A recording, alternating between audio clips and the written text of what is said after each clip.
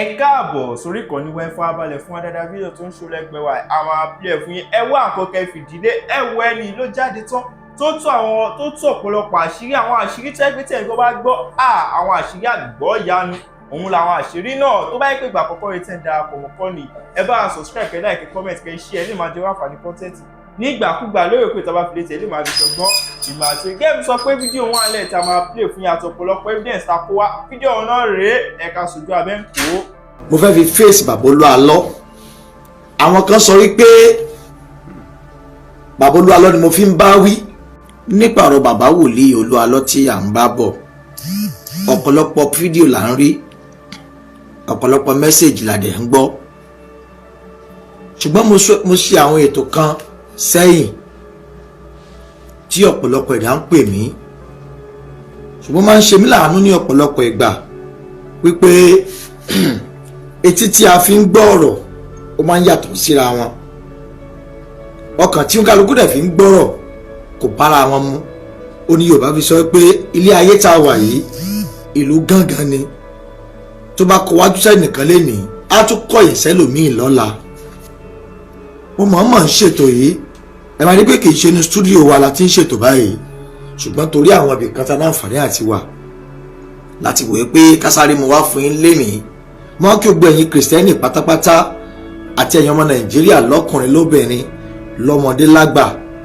ẹ̀yin tí ẹ̀ ń wò mí mo fẹ́ bẹ̀ yín lẹ́bẹ̀ kan láàárọ̀ yìí ètò tá à ń ṣe yẹn bá mi share ẹ̀ dáadáa kò ní pọ̀ ṣùgbọ́n a rí àwọn kókó méjì mẹ́ta kan mú yọ ńbẹ̀ màá wá sọ̀rọ̀ sí ọ̀pọ̀lọpọ̀ màá wá dáhùn sí ọ̀pọ̀lọpọ̀ fídíò tí àwọn èèyàn post pàápàá nípa fídíò tí mo bá ṣe kò sẹ́ni tó lè post fídíò mi láyé inú mi máa ń dùn torí pé ẹ̀rí náà rí wa lẹ fi ń post yẹ tọ́lọ́mbà rẹ̀ ti fi ẹ̀dá hàn láyé ayé ò máa rí nǹkan tó ń ṣe ṣùgbọ́n àdúrà wa ni pé Ọlọ́run jọ̀ọ́ ayé mọ̀jọ́ rí wa láre sunkún kọ́mọ̀ sì rí wa láre pòṣé mo ṣètò kan níbi ọjọ́ mélòó kan sẹ́yìn mo sọ̀rọ̀ nípa mo ní ṣí àwọn ìdílé bàbá Olu Alo ṣé wọ́n ti report fún ọlọ́pàá mo sọ̀rọ̀ nípa ẹ̀ gbọ́dọ̀ tó rí àwọn kan náà tó jẹ́ pé wọ́n tún wá social media láti wá against ọ̀rọ̀ yẹn àwọn kẹ́kọ̀ọ́ pín pé bí ẹgbà tí wọ́n wọ́ mọ́ tó yẹ kí wọ́n lọ ṣe bẹ́ẹ̀ kọ́ lọ ṣàwo èmi dẹ̀ ń rí ọ̀pọ̀lọpọ̀ messages bó kí ogun ẹ̀yìn tẹ̀ ń ṣètò yìí pátápátá pẹ̀ kú iṣẹ́ ọ̀nà kan náà gbogbo wa ń tọkọ́ sí ọ̀nà kan náà gbogbo wa ń tọ̀ sí aláǹwáyàwó bàbá Olu Alo mo ti jáde láìmọye ìgbà tí mo ti ń sọ yìí pé kí bàbá wòlíì Olu Alo jáde kí wọ́n sọ̀rọ̀ nípa ìyàwó wọn bàbá tún ṣe léyìí àwọn kan tún sọ yìí pé kò yẹ kó rí bẹ́ẹ̀ gbogbo ẹni tẹ̀lé ń pè mí pátápátá mo kí n pẹ̀ kú iṣẹ́ o ẹ má bá mi share program yìí now the reason why I ask Obey family tí mo fi sọ pé kí wọ́n lọ sí police station màá sọ rísì ẹ̀ fún wa lénìí gbogbo wa ò lè ever sùn síbì kan náà ká kọrí síbì kan náà kò possible ẹ jẹ́ ká fi ọ̀rọ̀ Timothy Adégòkè tó ṣẹlẹ̀ nífẹ̀ẹ́ ńgbà kan yẹn ní hòtẹ́ẹ̀ kan nífẹ̀ẹ́ ẹ jẹ́ ká wò ó tí ariwo social media ṣe ń lọ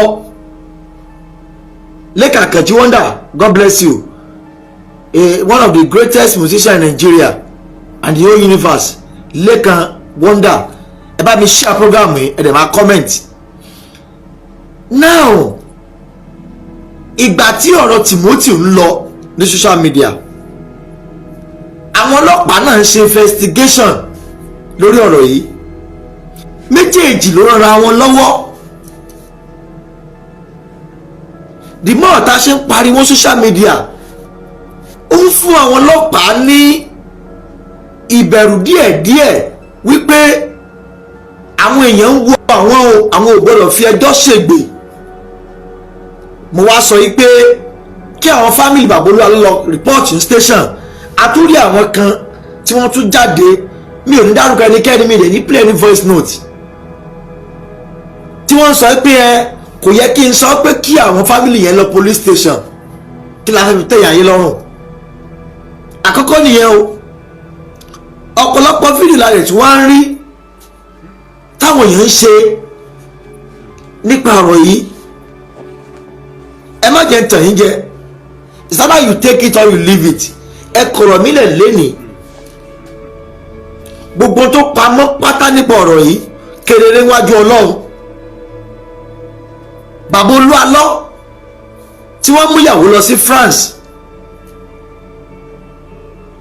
ohun tó ṣẹlẹ̀ ńbẹ̀ a ò mọ̀, kò sí any one of us ńbẹ̀.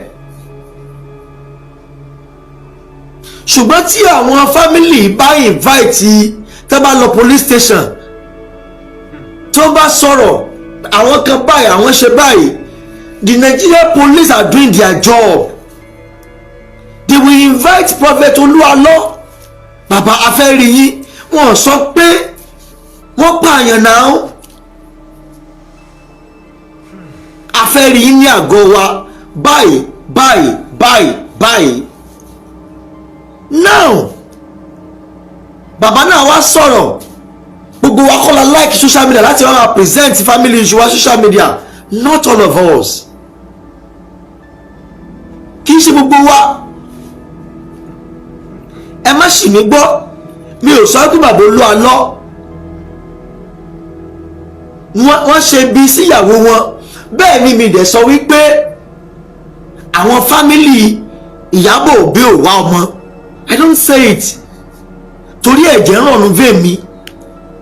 Is that I'm neutral on this matter. Let me tell you something today. Níjẹta, I received a call from someone. Ẹni yẹn kọ́kọ́ message mi. Ohun tẹ́ni yẹn kọ síbẹ̀ ni wípé my sister and her children are alive. Mo wá wò pé kí lẹ́ni yẹn kọ. Ìgbà tẹ́ni yẹn kọ kiri yẹn fún mi tán. Ẹni yẹn wá sọ fún mi pé Ìyábọ̀ Olu Alo will celebrate her birthday ní July 21. Mo wá béèrè pé ẹjọ́ ta ló ń bá mi sọ̀rọ̀.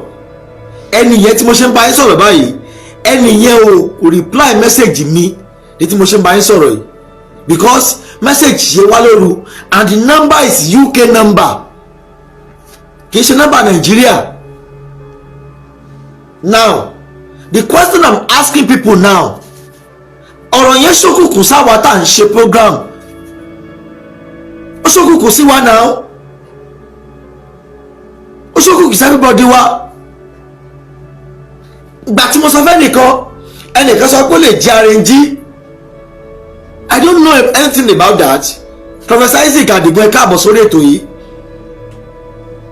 Àtẹ̀yìn tẹ̀ ń wọlé síbẹ̀, Bashir Olúdọ̀tun ẹ káàbọ̀ sórí ẹ̀. Ẹ má bá mi share program, ẹ má bá mi comment. Màá fi ojú ó lè fẹ́ kẹ́ èèyàn ó pè mí. I don't know how people are misinterpreting my words. I don't know.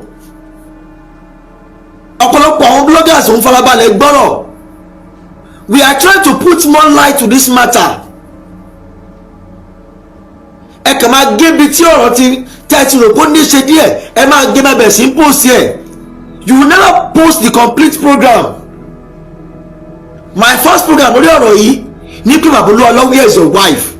Come out and answer those people. Very simple. Èmi àti ìyàwó mi jà, àjà, àṣegbá, mi ò rí mọ́ ni, mo ṣe báyìí ni, mo ṣàwọn ni. Very likely and simple.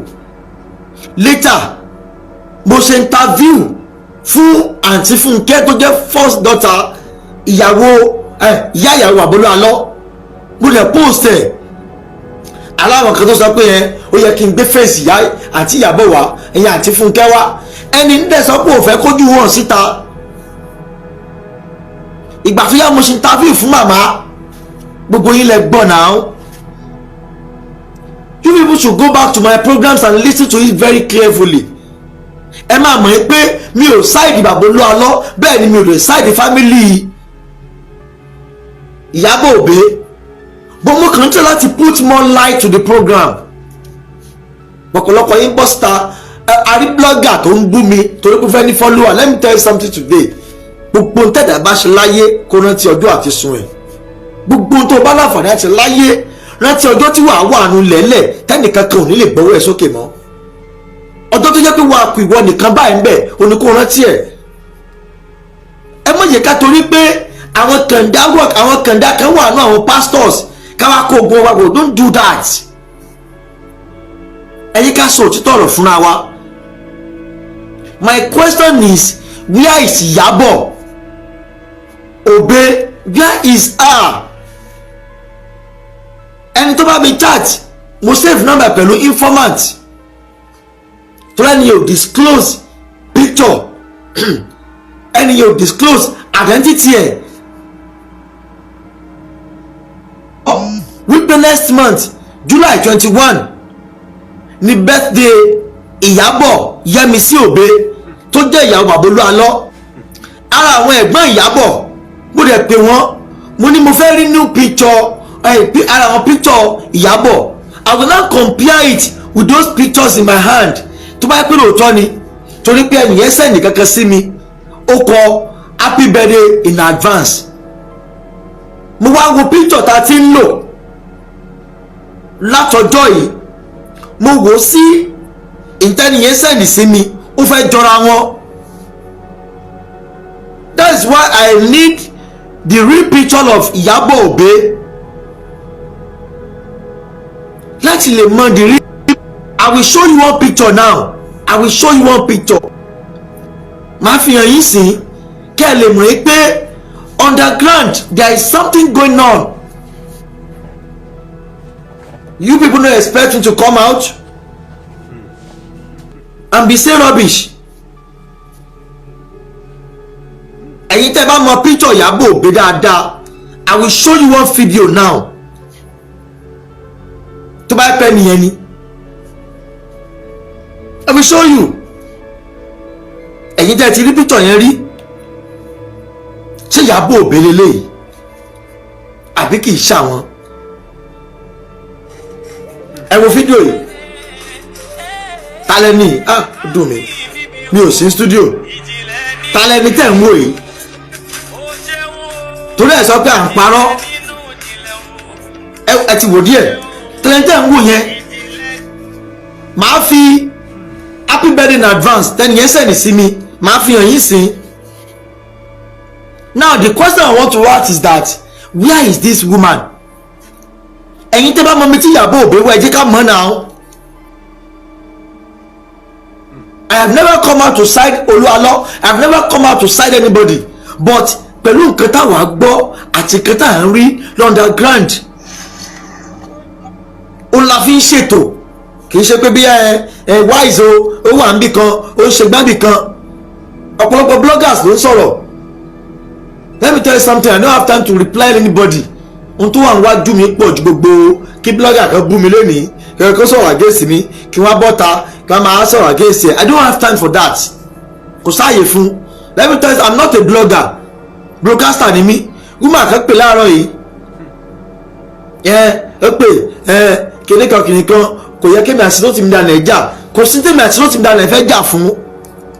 Ṣùgbọ́n tí mò ń sọ ni wípé ibi tí lóòtì mi dà nàìfẹ́ bá lọ ni kó sọ. Ó ní kí wọ́n sọ. Kì í ṣe pé kí wọ́n sọ pé torí pé ìlú kan sì báyìí o ẹnìkan já fọ́jú ń bẹ̀ kí wọ́n ní gbogbo ìlú yẹn máa tó wà lẹ́pàá la fọ́jú. It's not done that way now. Kò rí bẹ́ẹ̀ o làwọn ń sọ lórí ètò yìí tọ́pọ̀lọpọ̀ yín tẹ̀rẹ̀ sí sọ̀rọ̀ against mi. Now the question I want to ask now, ta ni ká bi léèrè? Tẹ́yìn bá sọ pé Bàbá Olu Alo ni ká bi léèrè. Bàbá Olu Alo should come out and defend himself. Bàbá Olu Alo is an adult now.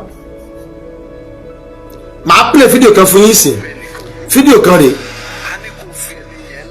Ta ló wà lẹ́gbẹ̀ẹ́ Bàbá Olu Alo yìí? Ta ló wà lẹ́gbẹ̀ẹ́ Bàbá Olu Alo yìí? Ẹ wò dáadáa. Ta ló wà lẹ́gbẹ̀ẹ́ yìí? Ẹ gbọ́ mẹ́sẹ̀gì yẹn. Ẹ fẹ́ yẹ kẹ́ gbọ́ mẹ́sẹ̀gì yẹn. torí ẹ̀yin tẹ́ ń bú mi ẹ máa gbọ́ mẹ́sẹ̀gì.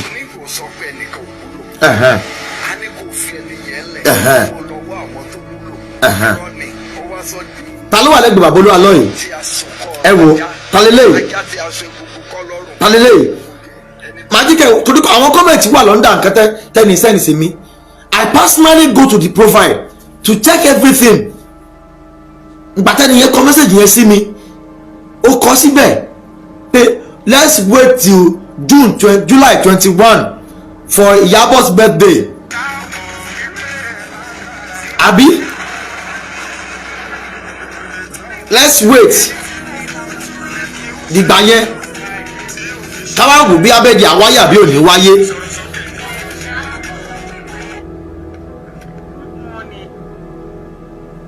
bá a dẹ̀ sọ̀rọ̀ báyìí ẹ máa ní ká má sọ̀rọ̀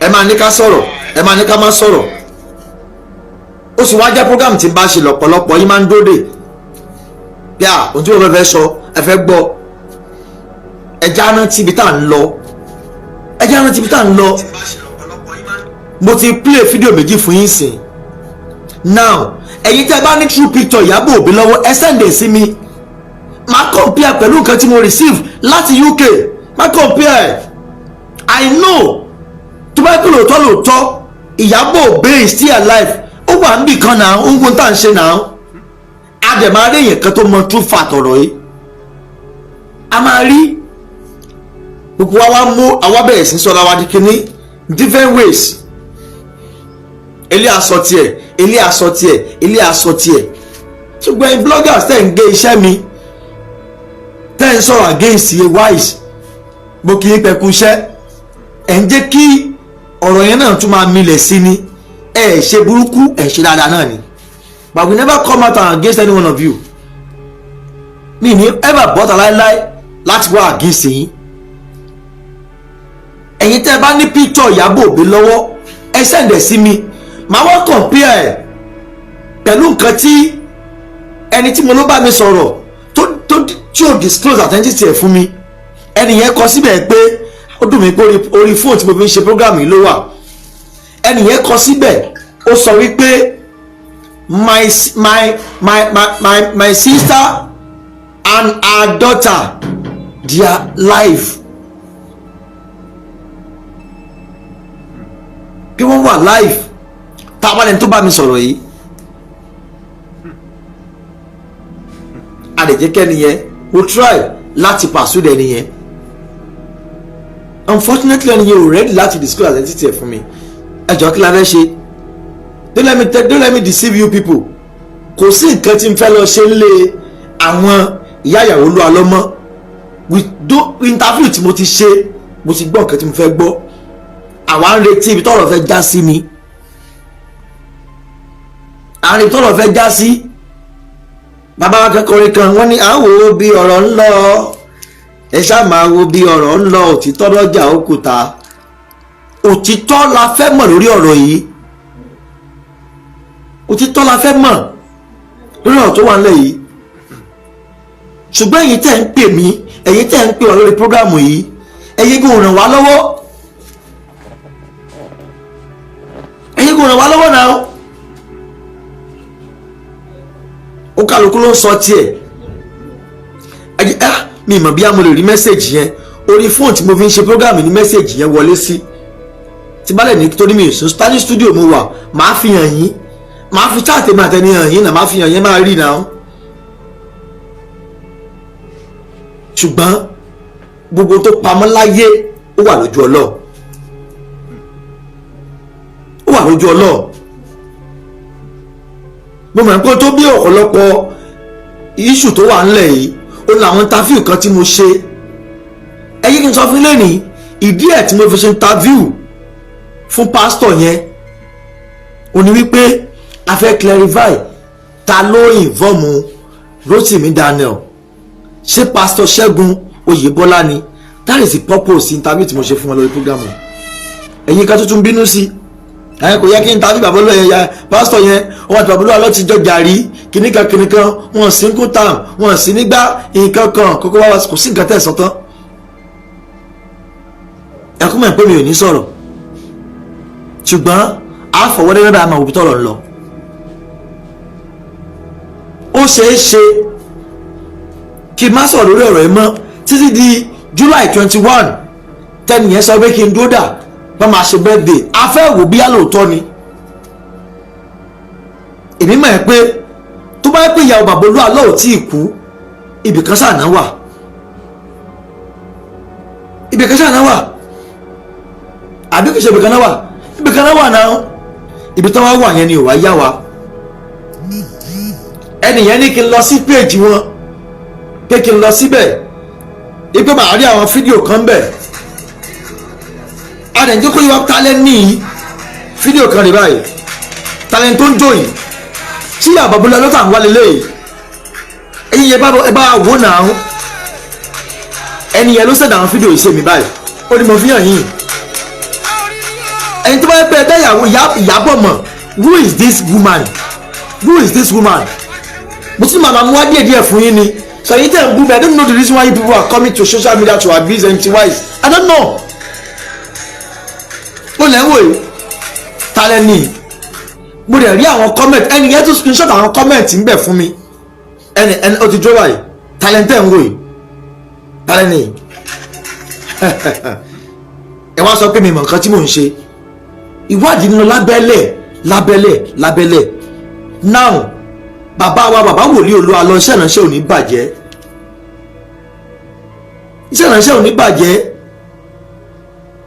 bàbá sọ̀rọ̀ àwọn kásúnà sọ̀rọ̀, ṣùgbọ́n tí n fẹ́ kó mọ̀ ní wípé fẹ́ kẹ́ mọ̀ ní wípé gbogbo tó bá pamọ́ níwájú ènìyàn kedere báyìí wájú Ọlọ́run ni. ẹni tó bá ṣe bí fọ́mùlà kejì yóò kẹsẹ̀, ẹni tó bá ṣe eré fọ́mùlà kejì yóò kẹsẹ̀. either you take it or you leave it. ó gbà ó gbà ó wà á kẹsàn lórí ẹ̀. ṣùgbọ́n kíní yìí ó ti ń bí ọ̀pọ̀lọpọ̀ nǹkan jáde. ó lè ní fi ń pariwo lójoojúmọ́. a rí àwọn Christian kan náà tí wọ́n ń pè mí Mr. Wise lóòótọ́ mo rí pásítọ̀ kó tó kàn sí ẹ̀ pè mí tó ní pásítọ̀ làwọn lóòótọ́ ṣùgbọ́n ẹni kí bàbá Olu Alo náà mú yà wọn jáde. ṣùgbọ́n tèmi ń sọ ní pé tí ọwọ́ òfin bá mú ọ̀rọ̀ yìí ntí mo ti fẹ́ sọ báyìí àtúbẹ̀ lómi inú tọ́wọ́ òfin bá mú wọn competitions fún bàbá Olu Alo. bàbá Olu Alo ò ga jòfin lọ náà. ohun tó yẹ káwọn fámìlì jẹ́ ká ṣe nìyẹn. tẹ́ bá report wọn competition fún bàbá Olu Alo, wọn dẹ̀ invite wọn. ìgbà tí Timothy Kọ́láwọlé they invite Maye, wọ́n invite Maye, wọ́n dẹ̀ bẹ̀rẹ̀ investigation wọn.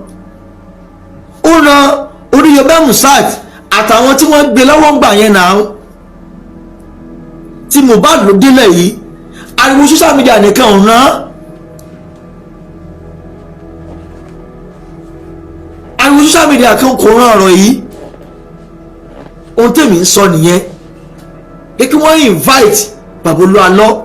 mo tún sọ báyìí ẹnìkan tún bínú, ẹnìkan ara ẹni tó wá sọ pé mo tún fẹ́ fi yẹn bí bàbá Olu Alo dá ẹjọ́ kí mo fi bàbá Olu Alo báyìí. bàbá Olu Alo tẹ̀ ń sọ yìí èmi mọ̀ wọ́n dáadáa, èmi àti wọ́n ti láǹfààní àti pàdé tí mo ti wà lọ́ńtà àtijọ́ jókòó báyìí ní prógámù kan fẹ̀ rí.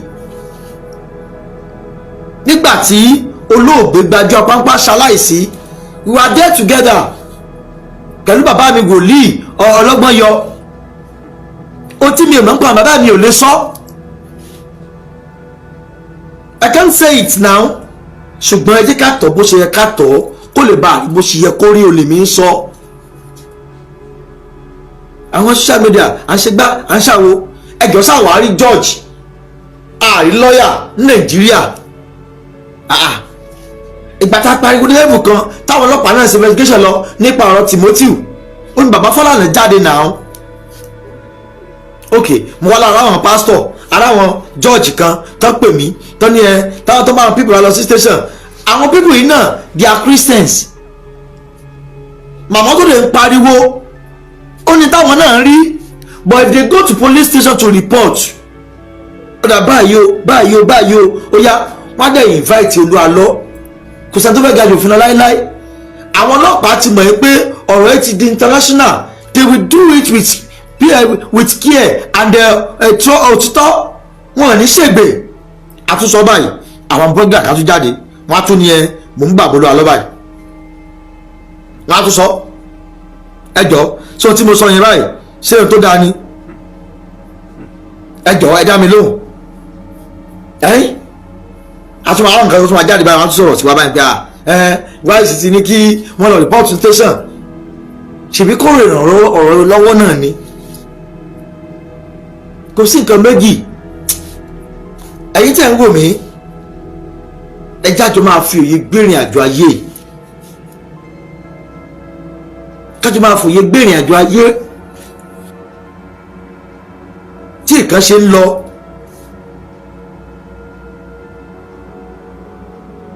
èmi ò ní jáde lára ok à ń bú pásọ̀ ṣe báwọn kan ní bàbá wòlíì Kẹ́hìndé ọ̀la èyí pásítọ̀ kan ni wọ́n ṣèbí wòlíì kan ni wọ́n bàbá wòlíì Kẹ́hìndé ọ̀la òkọ́rọ̀ jọ ṣèbí yẹ kí bàbá kó 70 báwọn wòlíì kan nìyẹn ṣé gbogbo wòlíì ni ò wá dáa tí ẹ máa rí ọlábi tán fi ṣaláìsí ìyàmọ̀ gbà rí ọlábi tán fi ṣaláìsí wọn kó ọrọ̀ ayé jọ ṣèbí àwọn wòlíì kan nìyẹn ẹ dá mi lóhùn ṣèbí àwọn wòlíì kan nìyẹn ẹ wá sọ fún mi ṣé torí pé àwọn kan wàá ṣe dára báyìí ká máa sọ pé ìgbà èrè odò yóge kìnìkan wájà gbogbo wa ò ní rí bákan náà ẹ̀jẹ̀ ló rò lára gbogbo wa yìí náà mo rí àwọn kan tó ń wá social media tó wá bú pásítọ̀ tó ń ṣe bá tó ń ṣàwo gbogbo wọn ló lè irọ́ lẹ̀ ń pa gbogbo wọn kọ́ ló lè gbogbo wọn náà kọ́ náà gbogbo wọn kọ́ ló lè. bàbá Kẹ́hìndé ọ̀la wòlíì Kẹ́hìndé ọ̀la tí wọ́n ní gọ́gọ́tà wọn nítorí pé fẹ́ gbọ́ lọ́wọ́ ẹ̀kẹ́ parọ́ fún ẹ bàbá máa ń lọ gbàwẹ̀ fúnra ẹ lọ gbàwẹ̀ go and fast ìwọ ni wòlíì ara ẹ ohun tí bàbá máa sọ fún yín nìyẹn ṣùgbọ́n àwọn wòlíì kan náà nìyẹn tàbá tí ń sọ tí ò da ẹjẹ́ máa bá àwọn tó da náà wá náà pásítọ̀ kan wà wọ́n pè ní pásítọ̀ Paul Àjàó mo lè káyé yẹn tí pásítọ̀ Paul Àjàó ràn lọ́wọ́ láyé wọn ọ̀dẹ̀ ní ẹ̀bà sọ fẹ́ pé torí pé nǹkan kan ṣẹlẹ̀ sí ọ ó yá kúnlẹ̀ lọ́mọ́ bá ìwà láéláé bàbá Àjàó ò ní bá yín dánwò ṣùgbọ́n àwọn ìránṣẹ́ Ọlọ́run kan náà nìyẹn ṣùgbọ́n yìí kàn dánù rẹ̀ sí tẹ̀jẹ́ kí wọ́n sọ̀rọ̀ sí orúkọ Ọlọ́run látara yín ẹ máa ṣí pamọ́ torí ọ̀run kéèkì sáwọn wòlíì kẹrẹ mìíràn dárúkọ yìí ẹ dá mi lóhùn máwọn wòlíì kẹrẹ mìíràn dárúkọ yìí bàbá kò sóhun tí ò ní gbọ́sẹ̀ fún ọ wọn ò ní fẹ́ lẹ́yìntì wọn á ní máa bọ̀ lórí òkè wá gbàdúrà gbàwé ọjọ́ mẹ́ta bèrè tọ́lọ́run bá bèrè wájú Ọlọ́run yóò ṣe fún ọ wọ́n dẹ̀ ti ṣe yẹn bàbá is close to 90 years now close to 90 ṣẹ̀bẹ́ yẹn kan ní bàbá wòlíì Èlíjà Abíọ́lá bàbá òkè pa ò ní Mọ̀dákẹ́kẹ́ sáwọn èèyàn sì ránṣẹ́ Ọlọ́run ni ẹ dá mi lóhùn ṣùgbọ́n ibi tá èyí bá rí nà mọ́ ibi tá a bá nawọ́ dé báyìí lọ́wọ́ wa máa dé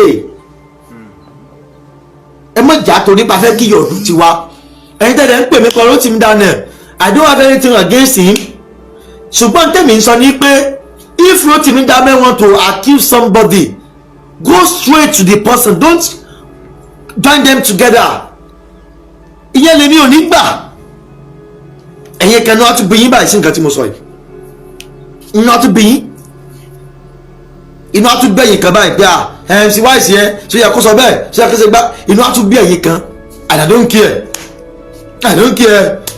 ẹ bínú o ẹ bú mi o ẹ jáde sí program mi o kódà ẹ tún kọ́ ọ̀tẹ̀lẹ̀ ẹ tún gbé ohun tèmi sọ ni pé gbogbo wòlíì náà kọ́ lèèyàn bí a dẹ̀ rí àwọn àfáà tán dá ẹjọ́ mẹ́ta bàbá wa kọ́lọ́ lóòtú jáde wọ́n sọ̀rọ̀ nípa àwọn àfáà kan àwọn olóòrùn ní sọ gbogbo àfáà kan ní ò dáa gbogbo wọn náà kọ́ lèèyàn bí náà kí la wá ń sọ fúnra wa gan mo ti mọ bàbá kò ṣeun ti báyìí going to 25 years ni tí ìlú wa ìbá délé wọn báyìí tẹ́bá bàbá ńkọ́ dábì mo wà ń ta wọ́n á ní ẹ máa wọlé bọ̀ nu yàrá náà á jókòó sínú yàrá wọn yàrá tó ń fún tó ń sùn bẹ́ẹ̀ bàbá Kẹ́hìndé Ọlá ní Ilé Ifẹ̀ làwọn náà wà bàbá náà bẹ́ẹ̀ bá lọ sọ́dọ̀ wọn báyìí ẹ wọ yàrá wọn tó ṣe wù yín ni tẹ̀bí wòlíì kan làwọn náà bàbá òní ní kò mú wákàtí tó fọ lóòró wọn á nílò òróró wá fúnra ẹ tó bá ti nígbàgbọ́ wọn á ní kò kúnlẹ̀ orúkọ Jésù Ọlọ́run ẹ̀mí mímọ́ wọnú òróró lọ sọ́díṣẹ́ ìyanu jẹ́ tó bá ti ń lò kó rí tù sílẹ̀ bàbá òní ní kò lọ mọ́ wà wọn ní sọ bẹ́ẹ̀ tí bá àwọn wòlíì kan náà nìyẹn àbí àwọn wòlíì kan nìyẹn ṣégun wa náà wà ní bẹ́ẹ̀ náà ẹ bá ń bọ́ta gbogbo ń sọ̀rọ̀ sí wòlíì àwọn wòlíì gbogbo wọn ló lè níbo lẹ ti gbọ́dọ̀ ẹ̀ níbo lẹ́yìn ti gbọ́dọ̀ ẹ̀ ṣùgbọ́n àwọn kan ọlọ́run dárúkọ yìí tí bàbá Ọlọ́wẹ̀rẹ́ fi kúnlẹ̀ Ìbàdàn bàbá Ọlọ́wẹ̀rẹ́ tá ṣe kúnlẹ̀ Ìbàdàn ẹjọ́ ẹ dá mi lóhùn kílẹ̀ gbọ́n pa wọn sáwọn ìṣe wòlíì ni tí wọ́n ń ṣe wòlíì tí wọ́n ń ṣe wòlíì bàbá ìfunfun Jimoh láti UK káàbọ̀mà Queen Adaza Ọmọwùmí God bless you and you don't go to church àwọn àṣùnà wọ́n báyìí náà nìyàwó ṣùgbọ́n ọlọ́run náà sọ yìí àbí sàwọn pásọ̀ tẹ lọ́nbá church náà lọ́pọ̀lọpọ̀ àwọn bloggers ìfẹ́nu náà tẹ́nà àbùkù lù yìí èwo ló yín ló jáde tó kọ̀ fáwọn pásọ̀ ẹ̀ pé yes tí gbogbo ayé bá bàjẹ́ pásọ̀ ìjà máa sọ kí ní ìrọ wọ́n ní à tí gbogbo ayé bá bàjẹ́ àwọn ò ní bàjẹ́ Pastor Paul Akínyẹlé Àjàó tìjọ Gospel Apostolic Church tí wọ́n jẹ́ D.O. gbogbo GAC Londo State àtẹ́dọ́bà yìí ìgbà tó wà ń fẹ́ bàbá òní bá inú kan mọ́kan ṣùgbọ́n àwọn ìránṣẹ́ Ọlọ́run kan nìyẹn ṣùgbọ́n àwọn kan nìyẹn ṣùgbọ́n yóò ní mú ní tó ṣe dáadáa báyẹ̀ ní mú wá ní mú wá o ṣùgbọ́n àwọn tó bá kù díẹ̀ káàtó yẹn àwọn ni k topic yín case study yín lórí program yín so kí n fi pa ọ̀rọ̀ mi lásìkò yìí ẹjá gbà pé kò síbi tí ò sí ẹ̀yin family bàbá ẹ̀yin family Ìyábọ̀ Òbé I will still go back to my advice tó bá pè ẹ̀ ń wá ọmọ Ìyábọ̀ lóòótọ́ go to necessary place to report and they will invite your suspect they will invite the suspect which is Baba Olu Alo to the police station to intervene him it's Nigeria àwọn ọmọ Nigeria àwọn náà náà ṣùgbọ́n yẹ ká bára wa sòótọ́ ọ̀rọ̀ màmá Jimoh láti UK ẹ káàbọ̀ sórí ètò yìí mà ẹ̀yin náà ṣíṣà prógrámù yìí tábà bí ẹ̀yin náà ti ní ọ̀pọ̀lọpọ̀ eré nípa pásítọ̀ rí ṣùgbọ́n ọ̀pọ̀lọpọ̀ wa ò ní sòótọ́ ọ̀rọ̀ bí tá ń lọ a ní sòótọ́ ọ̀rọ̀ o ṣùgbọ́n àwọn tí ò bá dáa àwọn tí ò dáa yẹn báyìí ohun tọ́pìkì yín ní social media ẹnìkan ṣe program lánàá ó bẹ̀rẹ̀ sí ń búlí àwọn pastors yẹn I don't have time to reply anybody sincerely speaking ṣùgbọ́n o èmi mọ àwọn wòlíì tèmi tí wọ́n sì jẹ́ ìránṣẹ́ Ọlọ́run ẹ̀yin tó bá lójú ẹ wádìí àwọn pásítọ̀ tí mo dárúkọ fún yín àwọn 0703185 ẹ̀yin tẹ́ ń pè mí wọ́n sábà lè gbé nọ́mbà kankan tẹ́ ń pè mí sí yẹn ṣùgbọ́n pè mí nọ́mbà màá pick ẹ̀ nọ́mbà yẹn ló wà nígbà comment section yẹn pè mí sí and I will pick it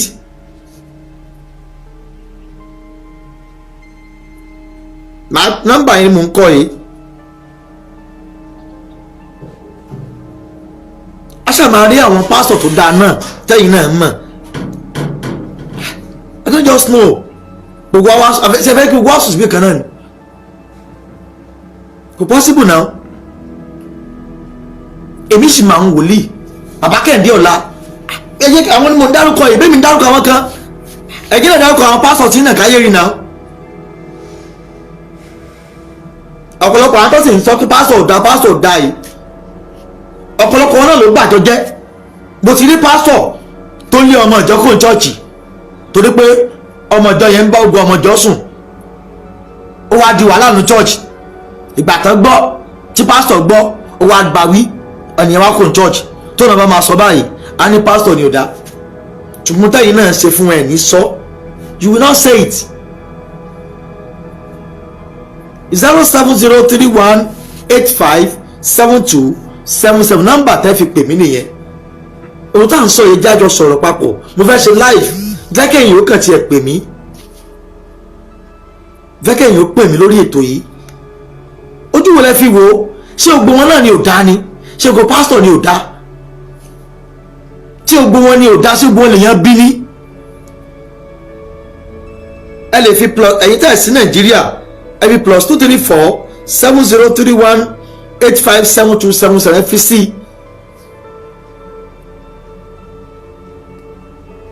Ṣé gbogbo wọn náà ni ò dá? Ṣé gbogbo wọn náà lèèyàn bí? Ṣé gbogbo wọn ni? Ṣùgbọ́n òótọ́ ọ̀rọ̀ ó máa kó létí ọ̀pọ̀lọpọ̀ wa. Ṣé gbogbo wọn ni? Nọ́mbà tẹ́ pé ẹ̀yin tó bá ọ̀rọ̀ tí mò ń sọ tó bá ẹ pè mí sórí nọ́mbà yìí máa gbé ẹ pè mí sórí ẹ̀ ẹ̀yin tẹ́ wà lọ́nà pẹ̀lú mi. Ṣé gbogbo wọn náà ni ò dá? Ṣé àwárẹ̀ tó dá gbogbo wọn náà ni? N tẹ́ mi bá rò tí mi da Nàìjíríà sí nìyẹn o. Tẹ́yìn kan pè mí tẹ́ ń gbé àwọn ọmọ yín ṣépè pé ẹ ló ti mi dáná ẹ̀ ìyẹn gidi ni. Ohun tó wá jà mí lẹ́nu gbẹ̀ ọ̀pọ̀lọpọ̀ yín tẹ́ ń pè Christian yín náà.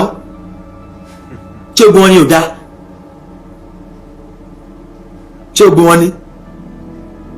07031857277 àmà tó ṣe ń wọ ìpè kan wọlé síbí nsìn ó dẹ̀ tún já padà.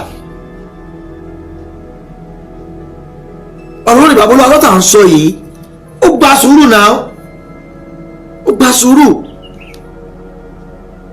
Gbogbo àwọn ò lè sùn báyìí kó jẹ́ ìta ẹlòmíà kọrí báyìí ẹlòmíà kọrí báyìí ó dẹ̀ ẹlòmíà sí báyìí ẹlòmíà sí báyìí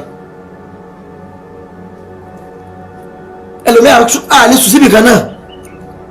You people can't expect me to do what Tim Daniel is doing now. Ẹ lè expect me kó jẹ́ bẹ́ẹ̀ kan tí Tim Daniel ṣe ni mò ń ṣe, kò possible. Ẹ lè expect me kó jẹ́ pé bẹ́ẹ̀ náà màá sùn sí. Ó dùn mí pé mi lè play voice note, mi fẹ́ play voice anybody, mi bá play ọ̀pọ̀lọpọ̀ message. Ẹ jẹ́ ká dúdú 21 of July tá a máa mú lọ́la yìí. Ṣùgbọ́n ní Ìyábọ̀ Òbí máa ṣe birthday ká dúró rí ìbáyẹn náà ká tó ń ta máa sọ ká tó mọ bẹ̀ ká tó ń ta fẹ́ sọ wọ́n ní next month birthday wọn on 21 ni ẹ já dúró rí ìbáyẹn náà. Màá wá wò bí ẹnìyẹn promise ní pé òun á sẹ́ndì fídíò birthday yẹn sí mi. Mo lókè kájú máa wò ohun tó sàkọ́bẹ̀ ni pé my sister and her children are doing fine, they are alive. mi èkú mẹ́sẹ̀ ẹni ẹ̀kú ló kú mẹ́sẹ̀jì mi fún rẹ̀ ẹni ẹ̀ nẹ́sẹ̀ náà fídíò kan sí mi ẹ̀jẹ̀ jọ àwọn àgbo rẹ̀ ti play àwọn fídíò kọ̀ọ̀kan lára tẹ́ni ẹ̀ sẹ́ni sí mi ẹni tó bá pẹ́ mọ fídíò ẹ̀ mọ picture Ìyábọ̀ dáadáa ẹ wo àwọn tí mo ti post yẹn tí mo ti play fún yín sìn talent tó jó ń bẹ̀ ta ló wà ń bẹ̀ who is that woman? ohun tá a sọ lélẹ́yìí o tọ́pọ̀lọpọ̀ àwọn èèyàn ń bínú tójú òpó yìí bá jẹ́ kẹ́ ẹ pè mí tàbí kẹ́ ẹ join live yìí ẹ lè join live ẹ send request máa accept ẹ lè join live tá à ń ṣe yìí ẹ send request sórí live yìí máa accept yín now máa accept ẹ ṣé gbogbo wọn náà ni ò dáa is it every one of them ṣé ogun lèèyàn burúkú ni ṣé ogun wọn náà ni mo ń bọ̀ o aláǹkẹ́tẹ́ ni yẹn sẹ́ǹdì sí mi màá tún play kan fún yín báyìí màá yẹ kẹ́ ẹ gbọ́ ẹ máa gbọ́ o ayé kí n play mo ń bọ̀ o ẹni yẹn sọ pé ẹni tó wà nù fídíò yìí Ìyábọ̀ Òbí ni wípé òun fúnra rẹ̀ ló post sí status ẹ̀ ló ti copy ẹ̀ ló sẹ́ǹdẹ̀ sí mi ṣé bẹ́ẹ̀ ló ṣe rí àbí ṣe bẹ́ẹ̀ mi ò tí ì mọ̀ ọ́n. ẹnìyẹn sọ pé Ìyábọ̀ Òbí ló post sí status wọn. mo rò pé yìí ká sọ pé 120 báyìí o. I don't just know how people think that way. tẹ́sẹ̀ kan ṣe máa ronú. ṣé wọ́n máa jẹ́ kankan náà ni? ṣé bí kàtà bá gbọ́ lọ́nà máa ṣe program lórí láti lè mú update wá fẹ́ yẹn yàn. ṣé bí kàtà máa ṣe program lórí. àbí ṣe bó ni.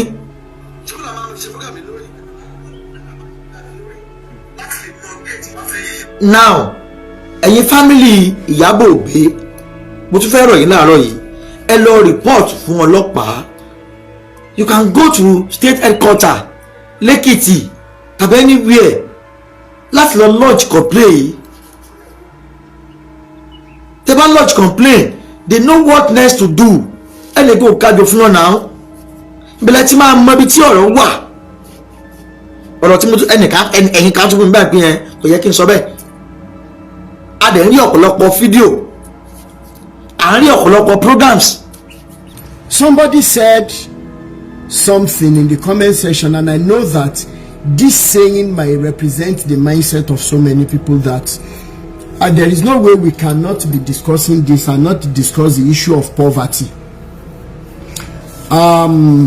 Poverty, yes, but what exactly is poverty? How many of you learned the movie Olu Alo Ati part 1, part 2, part 3? You can go relive this movie on YouTube. Those were the days of Rachel Oniga as the wife of Pakasumu. Pakasumu lọ sẹ́wọ̀n because ó ń jà fẹ́ tọ́ àwọn ọmọ ènìyàn. Bí ọ̀gá kò yẹ ká máa bá wọn, kò yẹ ká máa gba ẹrù wọn, ká máa jẹ́nà, ká máa wọ́n ràn lọ sẹ́wọ̀n. Kò padà dé. Sam Loko was the landlord. Nígbà tán dẹ̀ ti gbọ́ pé bàbá kú, Sam Loko fẹ́ máa bá ìyá sùn. Then Fẹ́mi Adébáyọ̀ òun ló ṣe young Ogogo, young kí lorúkọ ẹ̀, Olu Alo. Bímbọ́ Akíntọ́lá, that so many of you might not remember in that movie, òun ló ṣe ẹ̀gbọ́n. And the rest of the story. Poverty and family. But when you look at what they call poverty, we may want to hide behind something instead of standing up to our responsibilities as parents. But have you noticed a trend that poverty facile as excuse in sin will be the reason why so many families were very close. Nínú poverty tẹ́ ń sọ yìí ni sibling ti máa lóun lọ fún interview kan, àwọn tó jẹ́ siblings àti iye tí mo ní lélẹ̀ ìgbà ṣáà manage tó bá fi máa lọ tó bá fi máa dé láti ṣe ń jẹ́lẹ̀ kìnnìkan. We use it as excuse.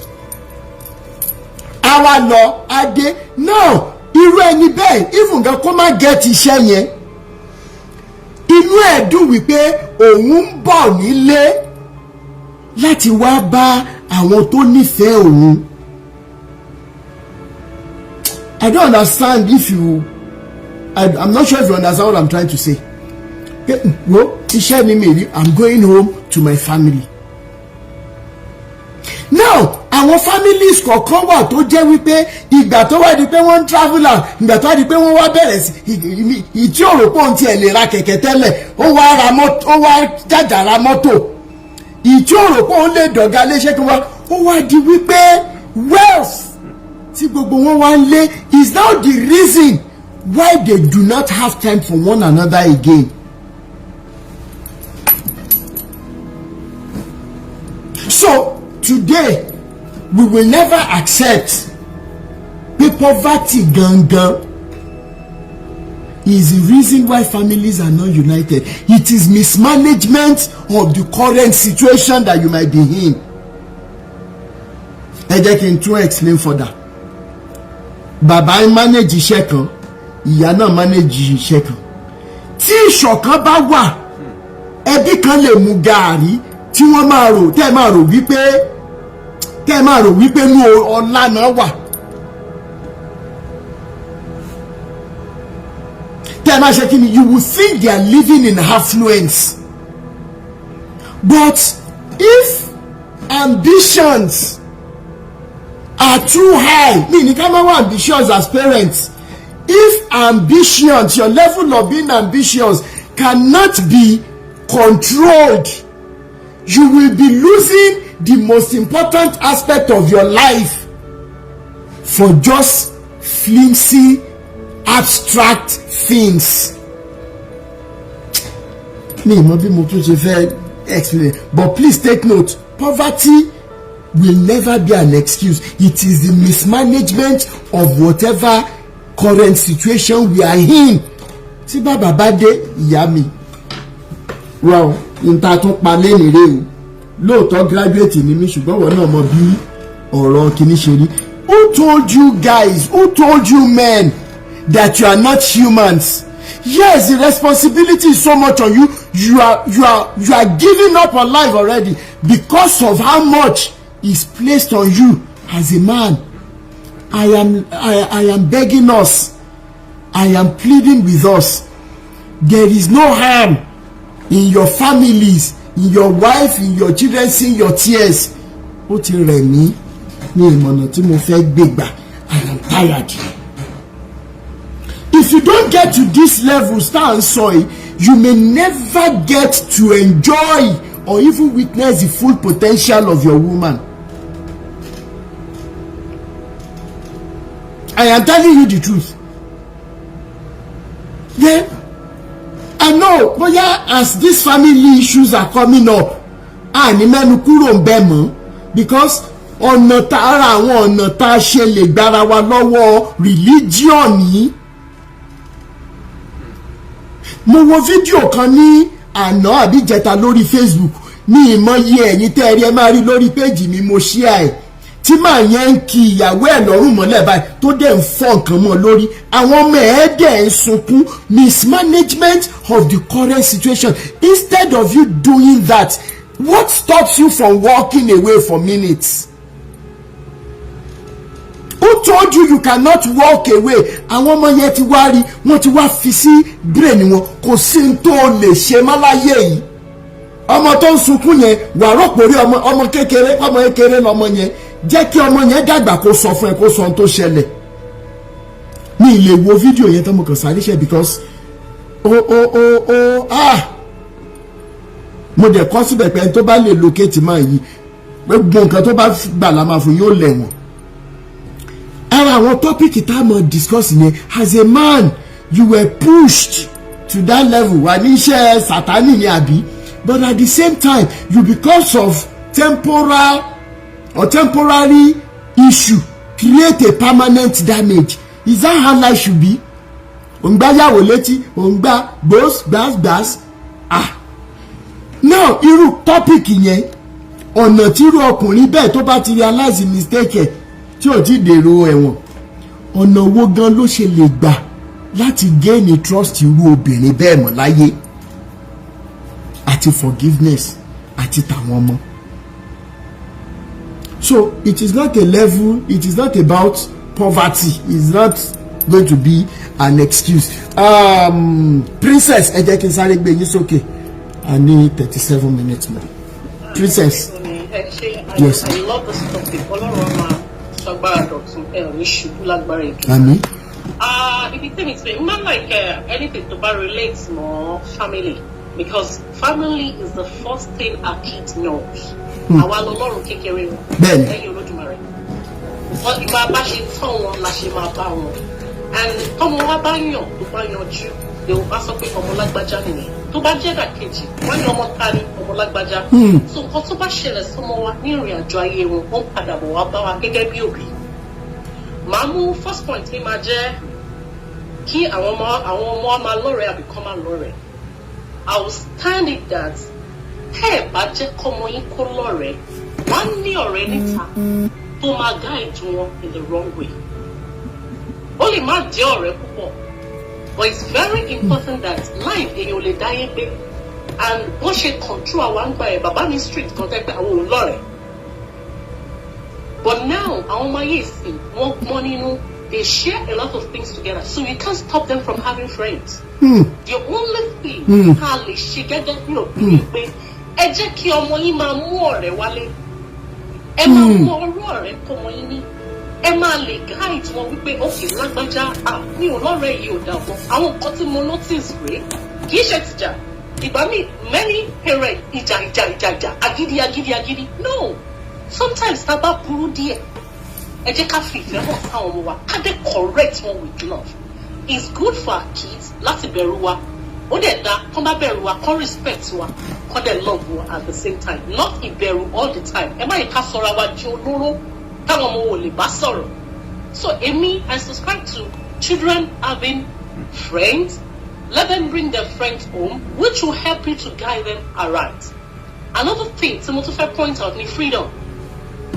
Ọmọ tẹ́ bá wà máa yà tẹ́ ẹ̀ jẹ́ kó free tó bá ní opportunity freedom ni wọ́n máa misuse ẹ̀.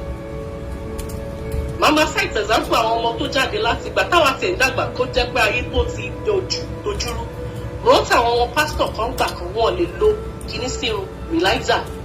Tó bá dé school gbà yẹn gbà táwa lọ institution wọ́n pààmì irun wọn wá ṣe irun wọn dáadáa tó bá lọlé wọ́n fi gúdà fún ó máa di natural hair padà. So èmi máa advice àwọn òbí pé as much as we can ẹ jẹ́ ká fáwọn ọmọ ní freedom. Tó bá rí pé ẹ ti fún wọn ní freedom wọn ò ní jáde nígbà tí wọ́n bá di ìgbà tó bá dá wà láti máa make wrong decision pé yóò fún mi ní freedom. Ẹ ti jẹ́ kí wọ́n expose the little things the way of life báyé ṣe rí. Kì í ṣe pé wọ́n wà wọnú ayé tán àwọ̀ àwọn má bẹ́ má jáde má ṣe léyìí má ṣe léyìí má ṣe léyìí má ṣe léyìí. Tí wọ́n bá ní opportunity láti dá wà wọ́n máa misuse opportunity. One man go haywire.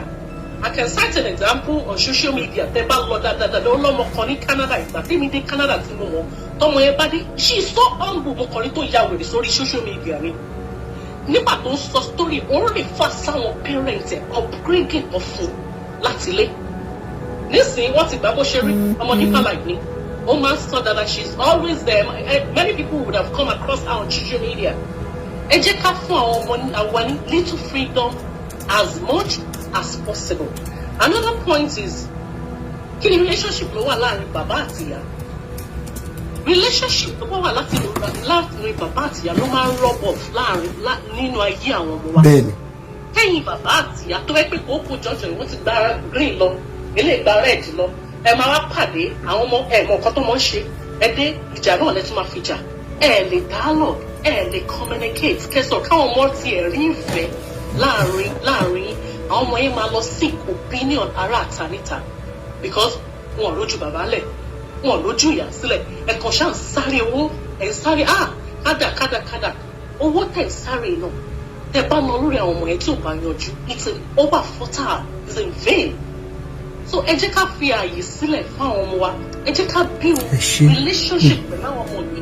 Ẹ má wà too strict ẹ má di bàbá mi ń bọ̀ ó ti sàgbà mi ìyá mi bọ̀ ó ti sàgbà. Make your children your best friend so that they can make you their best friend. If you don't make them your best friend àwọn náà lè sọ yín di ọ̀rẹ́ wọn o. Ẹ jẹ́ kán lọ́rẹ̀ẹ́ ẹ mọ ọ̀rẹ́ wọn ẹ bá wọn. Ẹ ṣé that's very deep and wonderful. Ẹ ṣé sister princess.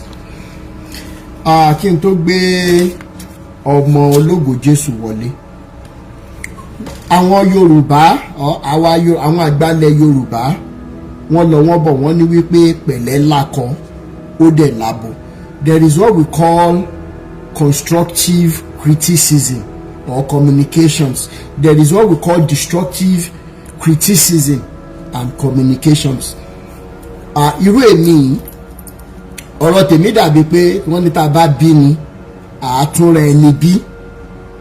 And ẹ mọ̀ tí n bá ń jà tí n bá ń bínú gbà mí some of you will think that I derive joy in the way tó ṣe máa ń ká mi lára tí mo ṣe máa ń sọ fún àwọn bàbá ìgbà ṣé nǹkan ń ṣe yín ni ṣé ẹ mọ ipò tẹ occupy because so many of us irú life tí àwọn daddies wa live business life wọn ò ṣe pé bóyá àìdá travel lónìí travel lọ́la torí ọrọ̀ ayé never there.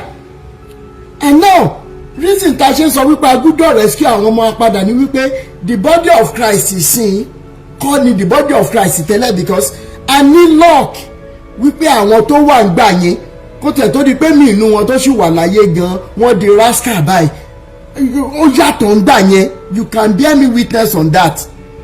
Now lórí ìpẹ̀lẹ́ lákọ̀ọ́ lágbo first and foremost tó o bá máa bá ọmọ wí pé bóyá o bínú gan you must not tell kids those things that will disrupt their morale.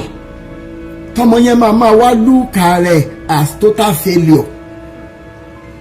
One, then number two, àwa òbí fẹ́ràn ká mọ̀ jẹ́ káwọn ọmọ wa feel inferior sí wa.